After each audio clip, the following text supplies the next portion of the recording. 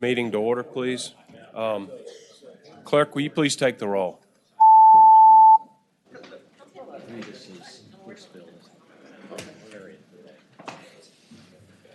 Report.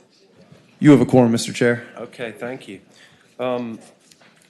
First off, we have House Bill 1608, which is identical to Senate Bill 340, which passed this committee 15-0 and the Senate 40-0.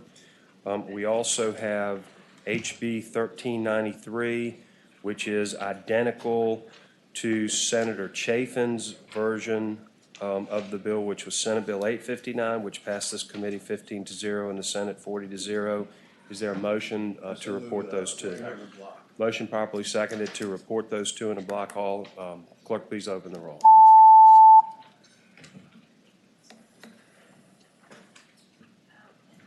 Nine ayes, 0 nays. Okay. And then we have House Bill 1475, which was similar to Senate Bill 344, Senator Peaks. That was a little bit of a, well, actually, it was 8-7 in the committee and 40-0 out of the Senate. At any rate, is there a motion to conform that bill to Senator Peaks? Second? Second. All in favor, please say aye. Aye. Opposed, no. That bill is now conformed to Senator Peaks 344. Is there a second? Second. Motion properly seconded to report that bill 1475. Please open the roll. Okay. Nine ayes, 0 nays. Thank you. On the sign-up sheet, we have Delegate Byron. Thank you, Mr. Chairman. You have 995? I do. Okay, tell us about it. 995 came to me from a gentleman in my district that was actually a tracker that went all over the state doing tracking, and he educated me on what that was all about, and the fact that we didn't have it in our code that they would be able to carry a weapon when they went out to do that, not only to humanely dispatch the animal, but to also protect themselves in the process of when tracking it started out as a dead bear or deer, but wounded deer or bear, sorry, and I think it got amended to also include turkeys. Is that in your newest version? I think it is not in mine, Delegate Byron. Didn't we add turkey to that? Yeah. So. Yes, I do. I'm sorry. Okay. Turkey's in there? Turkey, bear, deer, turkey. Yes, okay. You can tell I'm not a regular hunter, but anyway, so between several of the delegates on the Ag Committee, they helped me work with this along with DGIF, and apparently there was also an issue with hunting after hours that a lot of our hunters were not aware that they were not intentionally but illegally hunting with, or tracking after dark with their guns. So we fixed a section that they were concerned about, and that's what you have So before this allows you, if you shoot something and cripple it, to pursue it with your weapon after legal shooting hours. And you still have to have permission to be on that person's land. That's correct, and you still have to have a license. Okay, it just lets you go after hours if you're tracking that deer that you've wounded or bear or turkey or whatever. With your weapon. Any of the members have questions? This seems to be in good order to me. I'd move to report. Motion properly seconded to report the bill. Clerk, please open the roll. It's too easy. Nine ayes, 0 nays. Thank you, Delegate Byron. I'm extremely grateful. Thank you. Delegate Hodges. Good afternoon, Mr. Chairman, members Good of the committee. afternoon. We have two bills this week, Mr. Chairman. Okay, what would you like to take? Let's take them in order. We have House Bill 1036. All right, House Bill Dealing- 1036. Dealing with water again on both of these bills, again this week. First bill comes from the Eastern Virginia Groundwater Management It's one of my Advisory favorite Committee. topics. I know, and thank you for your hard work on this, Mr. Chairman. Do greatly appreciate it. We're both very passionate about trying to find ways to fix this issue. One of the recommendations that came out of that committee was to continue the work from one of the subcommittees that deal with aquifer recharge and water banking. It was one of the solutions that was highlighted to deal with the overallocation of groundwater in Eastern Virginia. So this bill establishes a process for the subcommittee basically to still meet and continue that work. It basically was not enough time to continue working on this important issue. So it's a Section 1 bill just to continue that good work that they're doing, Mr. Chairman. And I assume there's no fiscal impact. No fiscal impact, Mr. Chairman. Okay. We removed that. Any questions of Delegate Hodges? If there's not, Move to report. motion properly seconded to report the bill. Please, clerk, please open the roll. I want to do this by voice vote. 11 ayes, 0 nays. Okay. What's your next one? House Bill 1096, Mr. Chairman. 1096. Another dredging bill this week. And if I may, Mr. Chairman, quickly, as most of you were in here when I was last before this committee and talked about the dredging issue that we have in the small rural creeks. Basically, the earmark funding has dried up from the Corps, so these creeks are no longer being dredged, and we're trying to find some ways to solve this problem within our localities. Now, one of the issues we found is basically a bottleneck with permitting. I pulled together the Corps, we had VMRC was there, we had VIMS there, the localities were there, and identifying spoil sites to place this dredge material is a problem. And identifying these sites really does not take place until that permit actually is submitted down at VMRC, so it's a long, lengthy process. Now, when Corps funds are available, you need to get to those quickly. So basically identifying these spoil sites prior to that permit elevates these projects to another level, and it makes it much easier during the permitting process. So all this bill does is it establishes basically a fast track permitting program down at VMRC that authorizes the selection and use of appropriate dredge spoil site material. Trying to streamline the process and make it easier for the permit holder, Mr. Chairman. Thank you. Are there any questions of Delegate Hodges with regard to this bill? Second. Is there any, let me just make sure there's nobody in opposition. I heard a couple concerns about this bill, and I wanted to make sure there's nobody here that wanted to speak against this, and there appears that there are not. Okay, there's a motion properly seconded to report the bill. Clerk, please open the roll.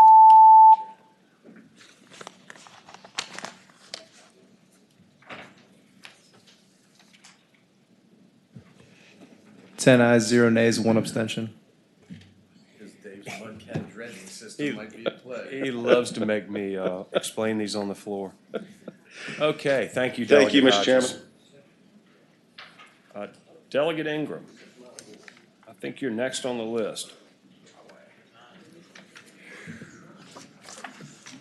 Mr. Chairman, this is House Bill 1521. 1521. And Hopewell has a lot of industry, and years ago they had this Hopewell reformulated fuel. Reformulated fuel, I don't even know what it is, but I have done some research on it, and it actually gets about 1 mile to 2 miles less a gallon on gas, but it's supposed to be doing something for the environment. But anyway, what I want to tell you is this is just strictly a request from the EPA to allow, I have a map here. Hopewell, this is the entire city of Hopewell. And Senator Dance is well familiar with this, but 295 is right here. This little part here was annexed by the city of Hopewell way back in 49 years ago. It was 1969. What happened is this side over in Prince George was developed, but Hopewell, the side was not. So Prince George agreed to let them have it. What happens is, and here's another photo, this road, Route 36, is actually in the city of Hopewell, but the other side of the road is in Prince George County. This, I don't know, I doubt if you can see it, but there's a station here across the street and that's in Prince George County. These two convenience stores across the street were not there back when this was annexed. And what happened is this man that in Prince George County gets his gasoline, it's not reformulated fuel because he's not in the city of Hopewell. And the city of Hopewell, the gentleman over here that has these two convenience stores, he has to pay 2 to 5 cents more a gallon for his fuel because he's in the city of Hopewell. I have talked to the governor about it. The previous governor was supposed to do a letter, but he wanted me to vote for Medicaid expansion, okay? And so that's what happened. But, Well, but anyway, Delegate all I'm Ingram, asking- some of us appreciate you standing strong on that Yeah, issue. and- Thank you. and Thank look- you. Hey, Riley, you're safe in here. Okay, you're safe. Anyway, but all this says is to give permission. In other words, it would just request permission from the EPA. If they don't grant permission, then he still has to pay 2 to 5 cents more a gallon. That's all the bill does, Mr. Chairman. We've seen these, Senator DeSteph has done the same thing down in his region. We've seen these before.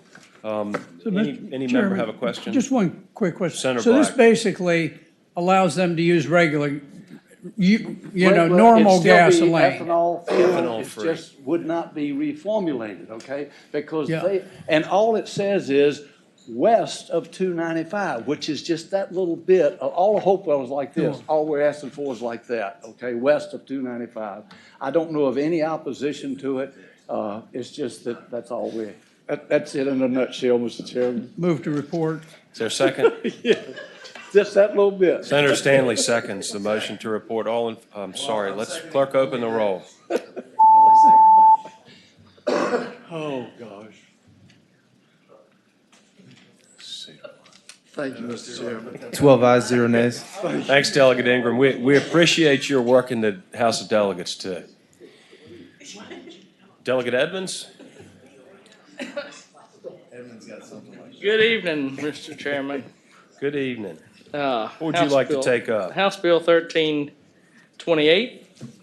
1328. Yes, sir. It simply exempts disabled hunters from any local ordinance requiring the use of tree stands while hunting. So Second.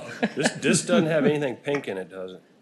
if you want to, it could. No, I'm just, Senator Sudline makes me explain those on the floor, so I'm just checking to make sure. I'm just kidding. Now, any questions of Delegate Edmonds on this? So you don't have to get in a tree stand? Is there a second? Motion properly seconded to report the bill. Clerk, please open the roll.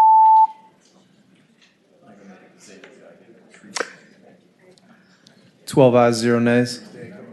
Thank you, Delegate I thank Edmonds. the committee. He has a proxy with somebody. Delegate Ferris? No, it does.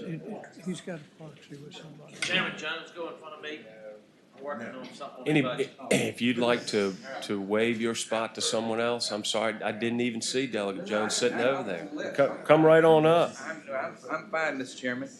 Come right on up. I hope you're gonna help me with some of my bills. Okay. Probably not. Mr. Chairman and committee, I have House Bill 771. 771.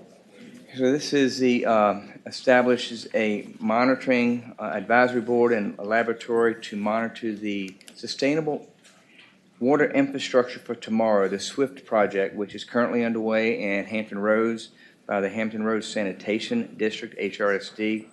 I've been asked to carry this bill there. The project is to look to inject water back into, drinkable water back into the aquifer. And their research shows they can put up to 120 million gallons per day, hopefully when all is said and done, when they do their upgrades. There's 7 treatment plants, putting that back into the aquifer, which would hopefully help with the subsidence issue that we're having, also the potential saltwater intrusion, as well as helping with the I guess, the aquifer being depleted over time. So I think it's a win-win-win. I'll be glad to answer any questions that you might have, Mr. Chairman. There was some question as it came through the process of a fiscal impact. While I don't think that there is, we did put money in our budget for it. Currently, the monitoring the work is being done, I think, and paid for by HRSD.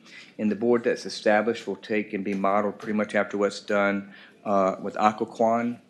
And they will have, I think, 8 members on this advisory board. And be glad to answer any questions that you might have. HRSD is here. They can answer the technical issues that I'm sure I cannot.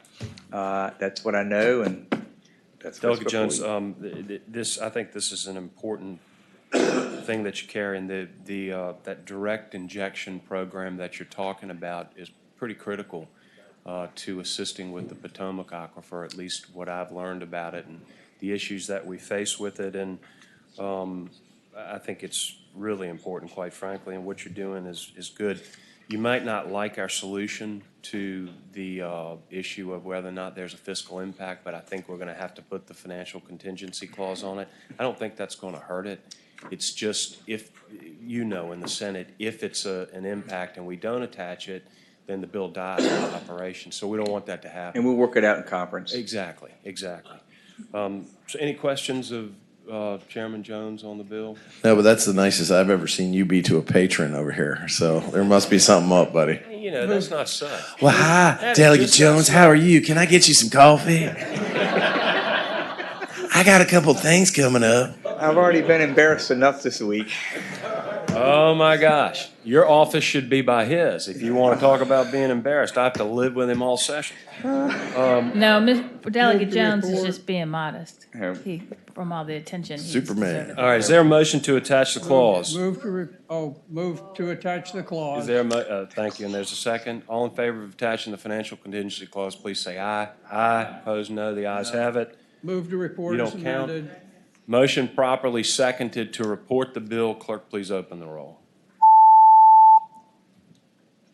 Thank you, Delegate Jones. Chairman, I think, and I do agree with you, I think this is one of the most important things for our potable water supply in the environment. Thank you It is. very much. Thank you. Thank you, Superman. We love you too. Delegate Ferris, are you still waving your spot? Yeah, I'm just gonna trade with him. All right, Delegate Wilt, you're next on the sign-up sheet.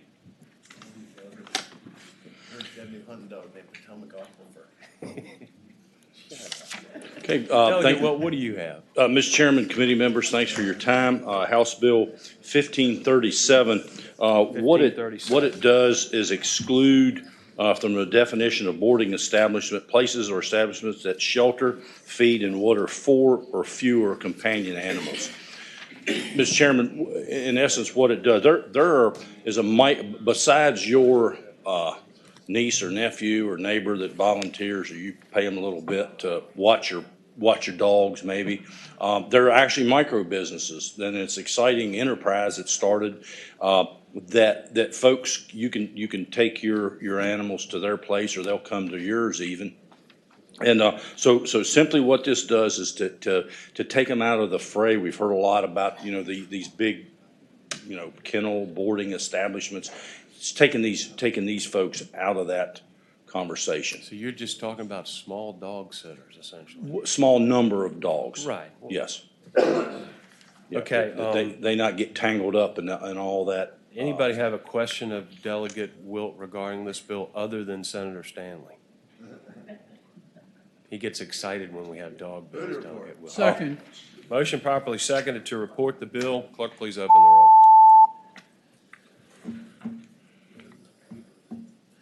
Thank you. 13 ayes, 0 nays. Thank you, Mr. Chairman, committee members. Delegate Ransom. Hello, Mr. Chairman. How are you, Delegate Ransom? I am fantastic. Nice to see you. Good to see you. I have a snakehead bill. Snakehead. Snakehead. Snakehead Yes, bill. this was brought to me by a restaurant in Colonial Beach. They're on the Oyster Trail, and they're known for selling unique seafood dishes. And for a couple of years, he's been asking or requesting Virginia to become a state where they can sell snakehead. So it is an invasive species, but in Maryland, some of the restaurants are selling snakehead, which is a very flaky white fish. They've been selling it in their retail markets and in restaurants. So what this bill does would allow a HACCP certified dealer in Maryland to sell to a HACCP certified dealer in Virginia. Dick, what do you think? Any questions? It's pretty complex, but I think I'd make a motion to report. No question. Anybody in opposition to this? I can't. I would believe just, I think the statute, if I might, Mr. Chair, Senator I Peters. think the statute was actually enacted by one of your predecessors, the snakehead statute. I think it was Pollard. Was it? It may have made About a 15 misdemeanor years to throw it back. The fish is very prevalent in our area. It's actually like a freshwater version of a mahi-mahi, believe it or not. Yeah. Does it taste like chicken? It's very good. No, it tastes like mahi-mahi. It's, as long as you don't see it before it's cleaned. If you see it before it's cleaned, you probably won't eat it. There's a motion properly seconded to report the bill. Clerk, please open the roll.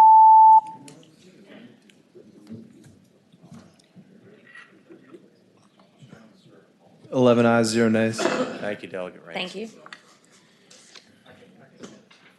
You still deferring, Delegate Ferris? I just want to trade my spot with his, so when you get to him.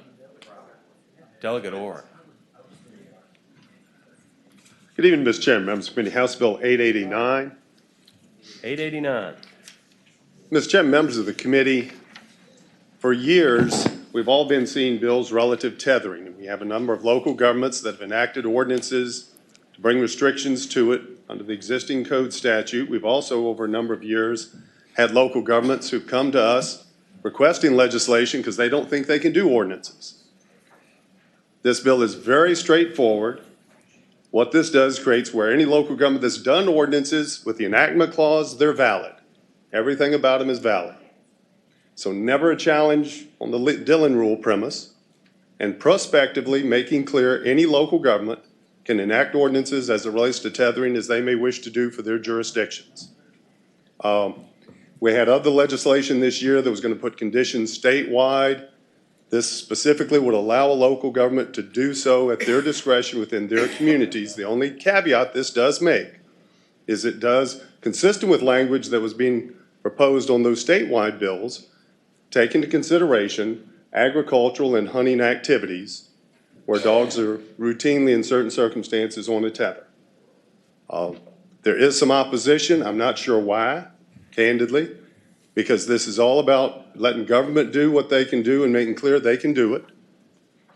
And Culpeper County just recently enacted an ordinance totally consistent with this because they've got conditions in there that allows for agricultural and hunting activities that wouldn't come under their restrictions. Okay.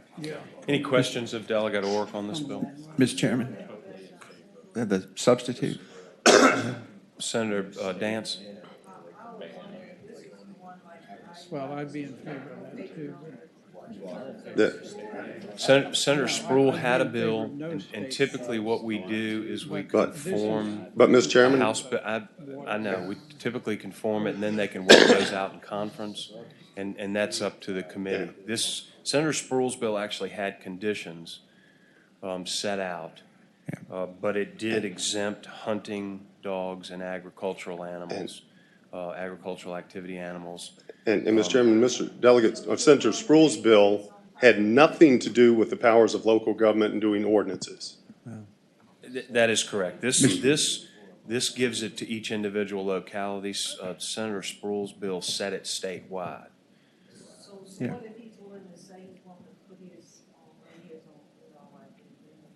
Well, I'm not sure Delegate Orr would like that. Well, I will say candidly, if y'all do that, if the question is raised on the floor of the House when the amendment comes up, before we are able to reject the amendment, if the question is raised whether it's germane, under the rules of the House, it would not be. And the bill would immediately be killed with no way to resurrect it. Because given that my original bill's purpose is only as it relates to a local ordinance, to do something on a statewide implication would go far beyond the scope of the original bill. The only way it could come through, Senator Dance, would be if no one raised that question and I could get the amendment rejected before someone raised the question. However, given that I know there's opposition and some folks that would just like to see it go away, I can see that question being asked before I get to my motion. Okay. Mr. Chairman, Senator Marsden. I did have a document prepared here that sort of does two things. It leaves a good bit of Delegate Orrock's language in here about You distribute that. Local authority, but also puts Mr. Senator Chairman, I knew Sproul's things were bill going too on top smoothly of for that. y'all, and, I just tried to slow the train down with this one this evening. But that, I believe, Mr. Chairman, would that not make it germane to leave that language in? To leave the gentleman's language in as this document does? I think that takes care of the germaneness problem. We can get to a situation where we can get it into conference. If I can get a copy, I can answer your question. So this substitute actually would merge both bills? Yeah. It would merge both bills, All right, Mr. Chairman. so if it merges both bills. Mr. Chairman, under wouldn't the they be in rules of the conflict? House, the definition of germaneness goes to the original purpose of the legislation, which the original purpose of the original legislation was very narrow insomuch as it was only relating to the powers of local government in levying ordinances and had no implications on state law. I'm at the mercy of the committee, but I would have to say, I think the House would rule if the question was raised that this would be still clearly not germane. While I appreciate the senator's efforts and I understand the intent. Let me ask staff a question. If you lay, and first I assume, are we correct, this lays Senator Sproul's bill on Delegate Orrick's bill? If you do that, then isn't the bill in itself in conflict? Because one is authorizing localities to adopt ordinances, while the other part of the bill is setting out a statewide standard with conditions. Mr. Chairman.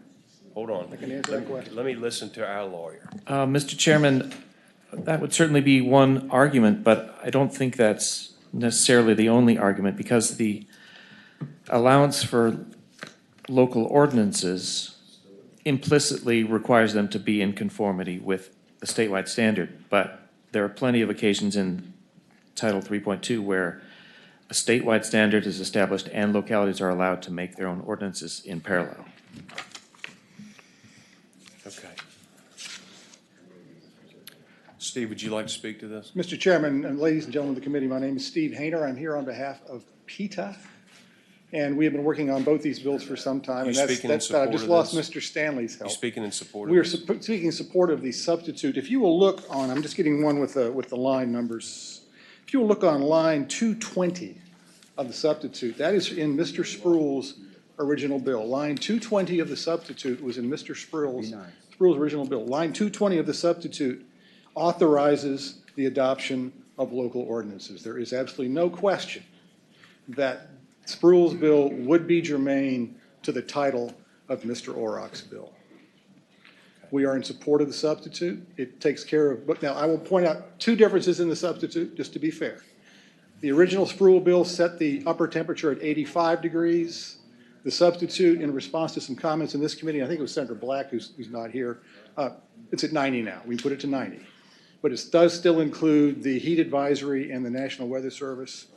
And on the local ordinance language that we borrowed from Mr. Orrock's bill, we do not have the exemption. In all fairness, he'll spot it and Kirby will spot it. We do not have the exemption in there at this point for the hunting activities and the farming activities. There's no exemption in this substitute for that? Not on his paragraph, the paragraph that authorizes local ordinances. And I see no such exemption anywhere else in 6543, which talks about a lot of other ordinances. I don't see anything that talks about. Now, again, as these ordinances are discussed in the various localities, I fully expect the hunting groups and the agriculture groups will be there saying we would like an exemption. I think the local governments will give it to them. I just don't know that you need necessarily to dictate that in this bill. But on the part that is in Mr. Sproul's bill, dealing with the statewide ordinance, where you guys are setting the policy, then by all means, there is an ordinance in there. We did change it. Let make sure the agriculture people notice. We changed it from, we don't say agriculture activities, we say farming activities, because that's actually defined in the code. All right, is there anybody else who'd like to speak in support of the substitute? Mr. Chairman, good afternoon. Matt Gray with the Humane Society. We support the amended version of the bill. We support the basic premise of Delegate Orrock's bill in giving localities this authority, but as you know, we have been long advocating for some additional statewide standards specific to the exemption that was in Delegate Orrock's bill regarding hunting and farming. We have real concerns about passing that off to localities to figure out what exactly that means, whereas we're supportive of that in state code. So we support the substitute. All right, thank you. Is there anybody who would like to speak in opposition to the substitute? If you do, please come on up.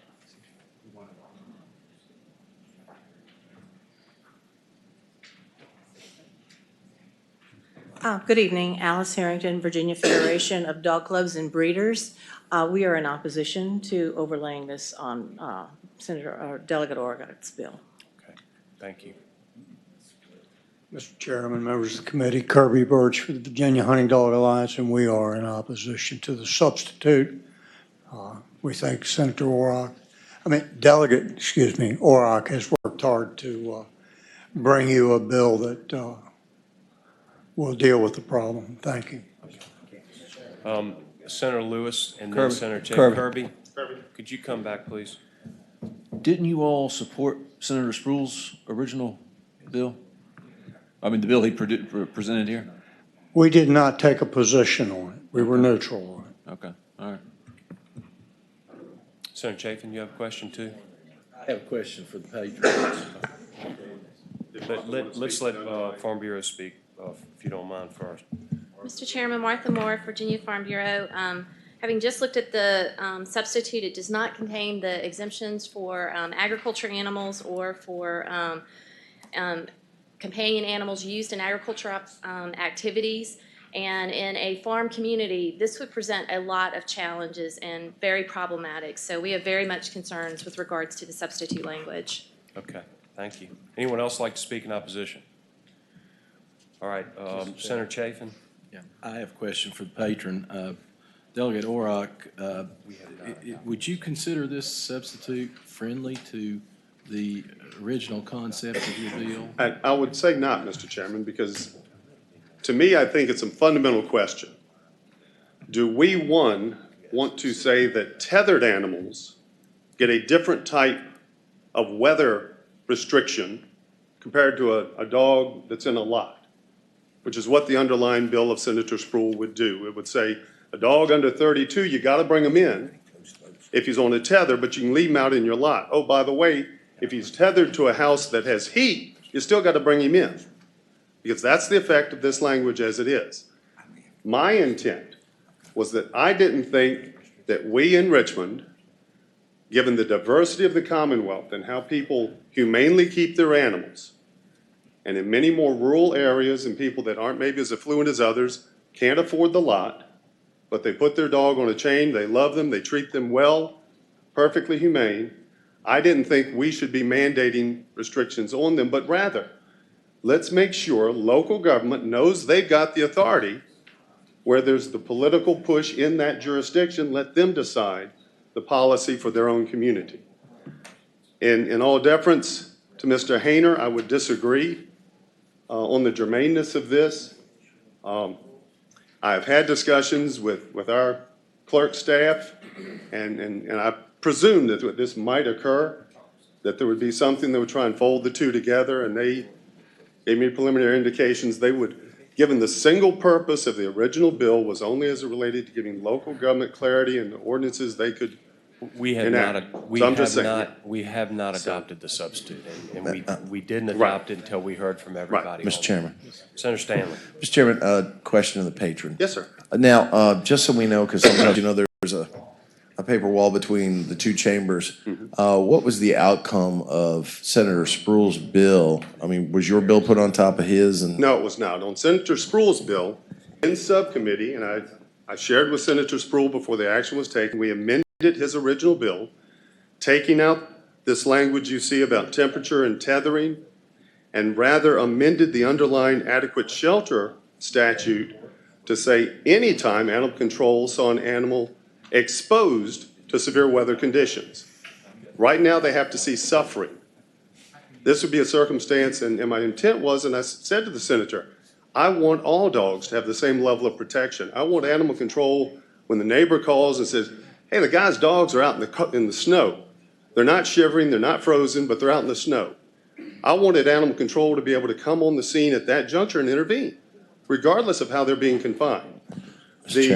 When it got to full committee, subcommittee adopted that amendment and reported it out. When it got to full committee, they tried to put it back to the original language, and it was sent back to subcommittee again, whereupon it was carried over. Mr. Chairman.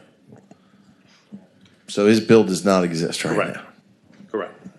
This is the only vehicle left. What is, Mr. Chairman, Senator Stanley. the language that you put on Senator Spruill's bill that ended up If you causing its look- demise, is if it you in want your to- bill right now? It is not, because my bill only speaks to the local ordinance provisions. Mr. Chairman. Senator Stanley. It seems to me that what you just described to us with, when it pertains to an animal control officer seeing, without suffering, but seeing a dog in extreme circumstances, that should be in your bill, don't you? If you want to amend it in their tethering ordinance, I was trying to put it in general law as it relates to humane definition of adequate shelter. And would that, But that was not a part, the definition section is in no way, shape, or form a part of my ordinance legislation. Delegate Orr, if I sense that nobody likes this substitute. And there has not been a motion. Marston does. And there has, well, I sense that only one member, and nobody's made a motion to adopt it. So my question is, if Senator Spruill's bill, if your bill was conformed to his, I understand the question of germaneness, but can't you just move to reject that and you all get into conference and come up with something? And the answer is yes, if no one raises the question of germaneness before I'm able to make the motion to reject. They're not the smart dog. I beg to differ. Even though you left us, you left some smarts behind, okay? You know, Mr. Chairman? Delegate Orrick, we typically try to conform. And I do bills understand the work it practice, out, and that's the just, normal you know, practice. that's just what we do, and you do it on your So, side, and we do it on and if our that's the will side, of and we work the it out. committee, I'll defer to your will. All right. Mr. Chairman? I'm seeing an indication that Senator Spruill would like his bill. Okay. Your bill conformed to ours. All right. Is there no other questions? Is there a motion other than to adopt the substitute? There a motion to I conform would the move, bill I'd move to conform the bills. to Senator Spruill? To Is there a Senator second? Second. All in favor, please say aye. Aye. Opposed, no. The bill is conformed. Is there a motion to report?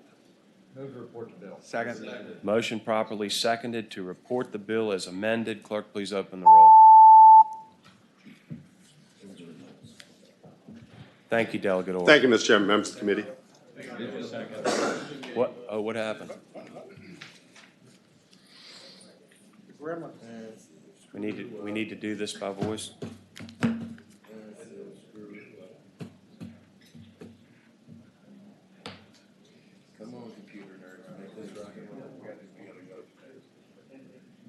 Let's just do it.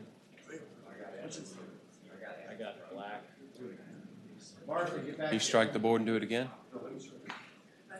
Yes or no?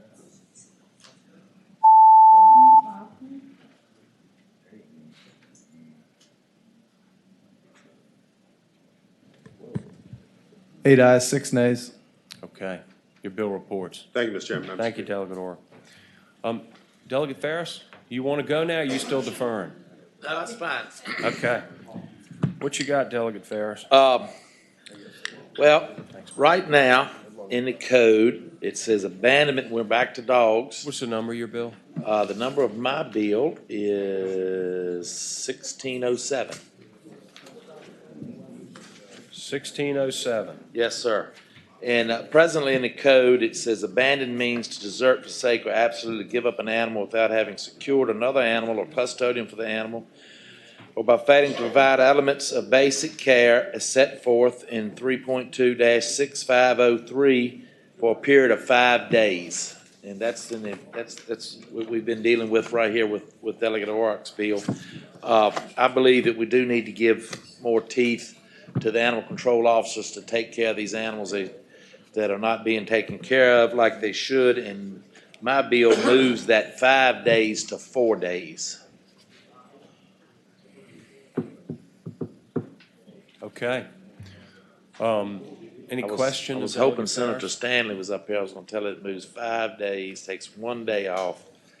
1 day off. Delegate Ferris, please don't encourage Senator Stanley. He does not need any encouragement. Any questions of Delegate Ferris? If not, is there anybody who'd like to speak in opposition to this? Not, is there a motion? Second? Motion properly seconded to report the bill. Clerk, please open the roll. Thank you, Delegate Thank Farrar. y'all. 11 ayes, 0 nays. Delegate Stolly, I think you were next. Thank you, Mr. Chairman. This is House Bill 346. 346. There is an amendment, Mr. Chairman. Amendment or substitute? It's a line amendment. A line amendment. Okay. Could you report that line amendment, please? Mr. Chair, there's only one line amendment on line 11. After the word locality, insert the words in Planning District 23. Sorry, any locality in Planning District 23 may. Okay. Is there a motion on the amendment? So moved. Senator Peterson seconds the motion to adopt the amendment. All in favor, please say aye. Aye. Opposed, no. The ayes have it. Did we have a bill that was identical to this? Now, We did not. There's no. Okay. I could have sworn there was a Senate bill that restricted the use of personal watercraft on a lake smaller than 50 acres. Maybe I saw yours or. I think this on. was here maybe 2 weeks ago, and Maybe I that's was what it was. in another committee at that time, maybe Okay. where you saw it. I don't think that All there right. is any Senate bill associated. What's Planning District 28? That's Hampton Roads. Hampton Roads, okay. Any questions of Delegate Stolly on this?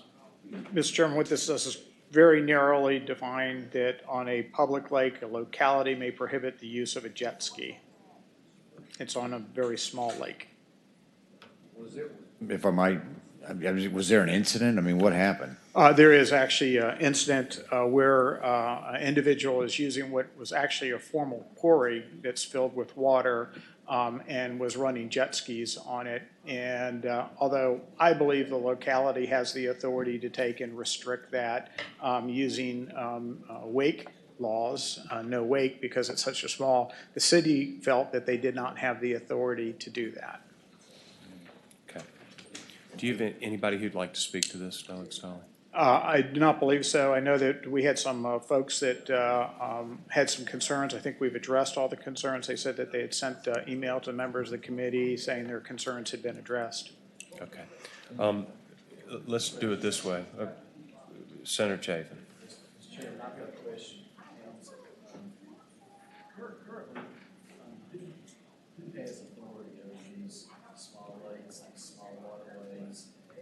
Who would have authority that we would be ceding that authority to the locality?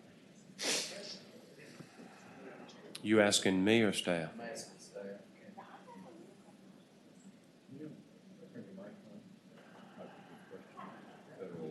Answer that question. We're not actually sure of that, Mr. Chair. Maybe DCR, if it's a public lake, but I can't confirm that right now. Is it a public body of water? Public body. Private. Public. So this bill limits specifically to public bodies. So it's not the of same procedure if you want a no wake zone and navigable water, there's a process to petition DGIF and the locality. You wouldn't operate the same way on this? All right, we don't know the answer, Senator Chafin. Senator Chafin. Delegate Stolly, is it your belief that DCR or DGIF has currently has jurisdiction over these public bodies? Mr. Chairman, Senator, I believe that's part of the issue here is that you have these very small bodies that really are not in any way policed or have oversight associated with them. If you actually look at this lake, it's actually surrounded by a housing district. So this isn't out somewhere remote. This is built up all around. There is nobody from the state coming in to provide oversight to the use on that waterway. I'll let you speak. Thank you. All right, if there are no other questions of Delegate Stolly, let's give the public an opportunity. Is anybody who'd like to speak in support first? Come on up. Very quickly, Mr. Chairman, Bob Mathias, City of Virginia Beach. This was a request that we made of Delegate Stolly. We had a lake, a small lake. It used to be a borrow pit that we built, what's now called I-264 with. Folks have bought homes around it. They've had quite a bit of erosion from wakes caused by personal watercraft causing damages to their bulkheads. They're losing land into the lake, and we tried to take care of this for our zoning, but that's a very voluminous and tough process to go through. So Delegate Stolley was kind enough to patron this for us. So do you own the lake? Does the city own the lake? No, sir, it's owned by the surrounding property owners. Oh, so it's private property. Oh. Yeah, I think I'm that's not even true, sure right? this bill will get. Hold on, if the, Well, it's a public, I'm sorry, it is a public lake, but the property owners own the adjoining land, as it were. Mr. Chair, Senator Peterson. if it's a private lake, I mean, what right do we even have to do anything? It's not a private lake, it's a public lake. The underlying water is owned by the city. This bill also specifies that it only applies to public Public lakes. lakes, right, So okay. this would not in any way Sorry if interfere I with misspoke. private lakes. Yeah. I guess my question would be, how do you access it if private folks own all around it? So this individual actually owns some land that's adjacent to this lake, and he has events on this land that is surrounded and has people come in and actually has people come in and use the jet skis that aren't associated with the community at all. And there's actually been issues with the use of the land as not conforming to zoning, but there's also the question of the actual use of the water, which is a separate question than the issue that he's gotten into trouble for how he's using the land in that area. And there hadn't been a lawsuit yet. Hadn't been a lawsuit yet. Actually, there's been convicted of misdemeanors associated with the use of the land. This is separate from use of the water. Okay. Mr. Chairman, Senator Obencheck. and I can understand the concerns, and maybe Delegate and Mr. Mathias would let us know whether they would find it offensive if we were to limit this to Planning District 23. We did. Oh, we did? We adopted an amendment. Okay. To limit it to 23. I'm sorry. Wasn't paying attention. But it was a great idea, Senator. Thank you. Mr. Chairman, Senator Hanger. I'm not knowledgeable of the definitions here. Is personal watercraft, is that defined in such a way that it's only motorized? Is that correct? Yeah, it's a jet ski. Okay. It is defined in the code as, Okay. it's what a jet ski is. Anybody else who'd like to speak in favor? If not, are there those that would like to speak in opposition? Please come on up. Thank you, Mr. Chairman. My name is Chris Manthos. I'm with the American Watercraft Association. We represent individual personal watercraft owners nationwide. I agree with Delegate Stolley. He already has the authority to restrict personal watercraft. I wrote you all a letter on February the 14th. I cited the citation. Virginia Beach by name may restrict anything inside their jurisdiction. It is very clear. I'm confused as to why there's confusion by the city of Virginia Beach. This is a local issue. Secondly, this is one person in an HOA is what this is. And for Commonwealth to take that and apply it to the entire Commonwealth that's just poor government, I think. I think it is poor policy. It is restricted to that area now. They moved to amend the bill to restrict it just to that area. Yes, sir. Well, I understand, Mr. Chairman. Thank you. We still oppose the bill. They already have the right. They already have it by name in code, and it's just bad for Virginia. Thank you, sir. Thank you.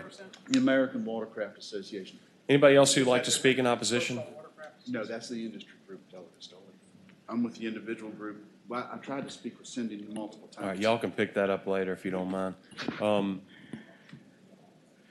Delegate Stolley, you want to add anything? I did meet with the personal watercraft industry to try and resolve any issues that they had, so I was kind of surprised about this. They were the ones that had the recommendation for Planning District 23, which we did include so that we would alleviate the concerns associated with that. I was told that they did send each of you an email saying that they are now aligned with this bill, so I'm taken a little bit aback by those comments. I'm just curious, Delegate Stolley, do those folks in that community support this? The folks who own houses around that? Oh, yes, sir. I have a packet of information from them requesting this and some of the issues that they've had as a result of this. Okay. All right. Committee operates on motion.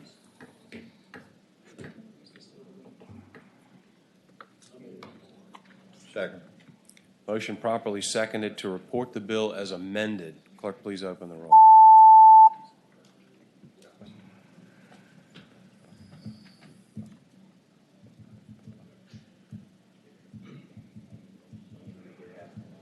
You report that? 7 ayes, 3 nays, 1 abstention. We can note Senator Ruff as a yes. I think we can change it. Yeah. Okay. Delegate Stolly, thank you. Thank you, Mr. Chairman. Nice to see you. Delegate Klein. Mr. Chairman. I think you were next. Yes, good afternoon. Good House afternoon. Bill How are you? 1206, doing well. House Bill 1206. Mr. Chairman, members of the committee, I have a constituent who owns a trout farm who has to apply for Virginia Pollutant Discharge Elimination System permits. And those require public notice ads be placed in newspapers once a week for 2 consecutive weeks. They are voluminous, and so due to the amount of information required to be printed, there's a high cost to place the public notice ad in the newspaper. This bill was amended so that it now provides an option to publish an abbreviated public notice in the newspaper that provides an internet address so you can go find the full permit application. So the DEQ website has the capability to post those permits online, and the applicant would still have the option to publish the entire notice in the newspaper if they didn't want it put online. So I leave the bill to the committee's will and appreciate your time. So, Delegate Klein, basically what you're doing is just putting in an abbreviated notice that's going to save you a heck of a lot of money because that advertising is very expensive, and direct them to where they can see the full application. Okay. Correct. Any questions of Delegate Klein? Is anybody who's in opposition to this? If not, is motion? Is there a second? Second. Motion properly seconded to report the bill. Clerk, please open the roll. Oh, I forgot to vote Stanley. 13 ayes, 1 nay. Thank you, Delegate Klein. Thank you, Mr. Chairman. Delegate Poindexter, come on up. I'm sorry, I didn't see you sitting over there. Well, I haven't been sitting long, just ran back down. I thought I was first, and they told me I was 11th, so I went away. I think I took care of your 1608, wasn't that? We did both of them. Yes, sir. I think there might be a problem if you conformed Senate Bill 344 to my 1475. All right, let me go back and look. Oh. Scott, we need some help here, I think. All right, tell us what you wanted us to do, Delegate Poindexter. Okay, sir. My House Bill 75 had a substitute in the House, fully supported by all the stakeholders. The House will be sending that over. Well, it's here. The Senate bill in the House will be coming to you in a couple of days, identical to what I'm bringing you today, my substitute. So to avoid conference and to have the 2 bills identical, I would suggest that you pass the substitute bill I bring you today, because Senator Peaks has been changed to that in the House with full agreement by DEQ and all the stakeholders. How about Senator Peake? Is Senator Peake agreeable with that? Yes, sir. Okay. Typically, as you know, what we do is we conform the bills and then we put them into conference and work them out. But I see Chris back there, and Senator Peake is fine with that. Yes, he is. I've worked with him all the way, including making those amendments at his request on the other side. Okay. All right, then is there a motion to reconsider the report of House Bill 1475? Do we need to do that by roll, or can we do it by voice? Okay, all in favor, please say aye. Aye. Opposed, no. The ayes have it. Is there a motion to reconsider conforming? Is there a second? Second. All in favor, please say aye. Aye. Opposed, no. The ayes have it. Okay, is now there a motion on HB 1475 as is? You have any questions, Senator Peterson? Yeah, let me ask, and I don't know, is Mr. Paler here? Does DEQ have any position on this?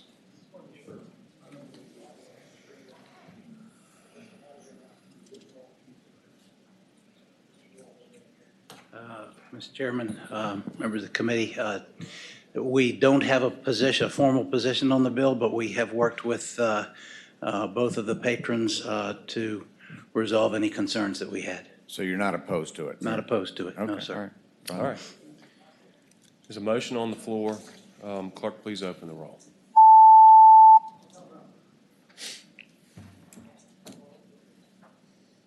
All right, Delegate Poindexter. 14 ayes, 0 nays. Thank you, Mr. Chairman. Save us both a little work. Yes, sir. Nice to see you. Good to see you.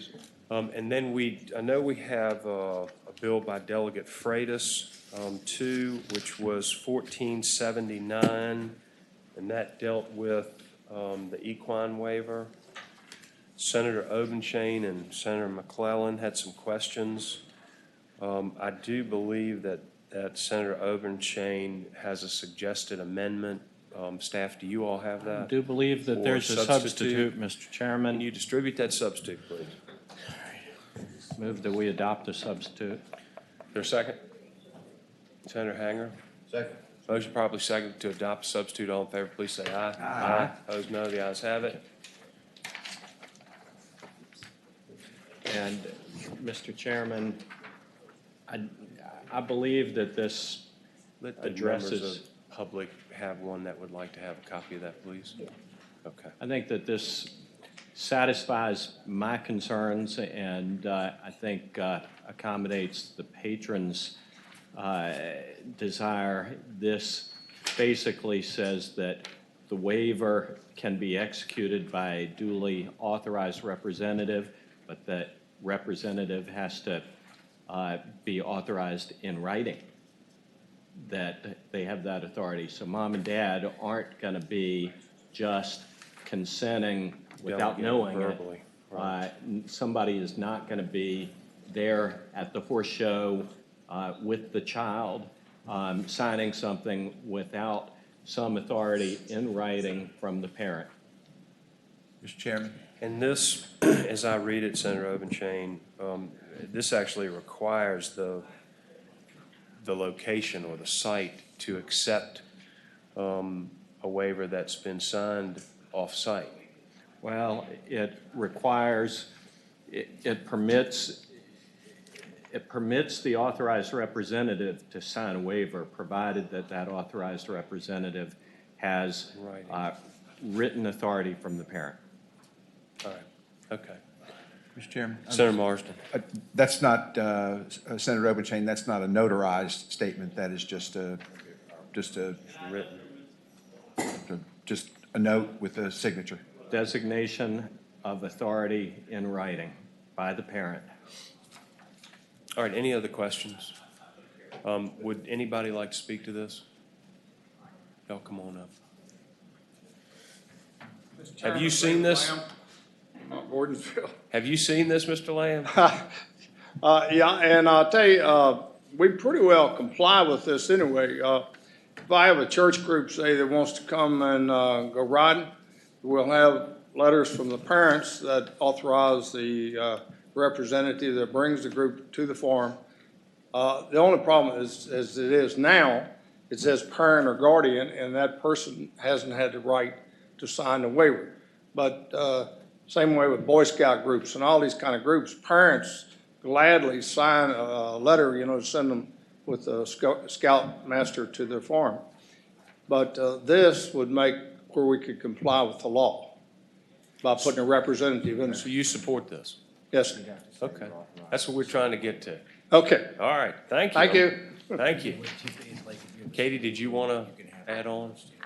The hour is late, Mr. Chairman. Katie All right. Frazier with the Agribusiness Council. Thank you to Senator Ovenchain for working with us on this. Look, I'm just really glad to see that Senator Ovenchain likes children riding horses because you know he wants to take their milk away from them. All right, if there are no questions and nobody else wants to speak, is there a motion on the bill? Move to report. Motion properly seconded to report. The substitute clerk, please open the roll.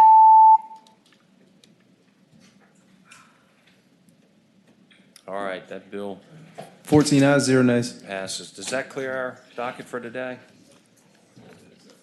Good. All right. Thank you all. I think we're going to end up having, possibly going to have one more bill that we may have to talk about next week. So if not, thank you all for all your hard work, but we may see you next week.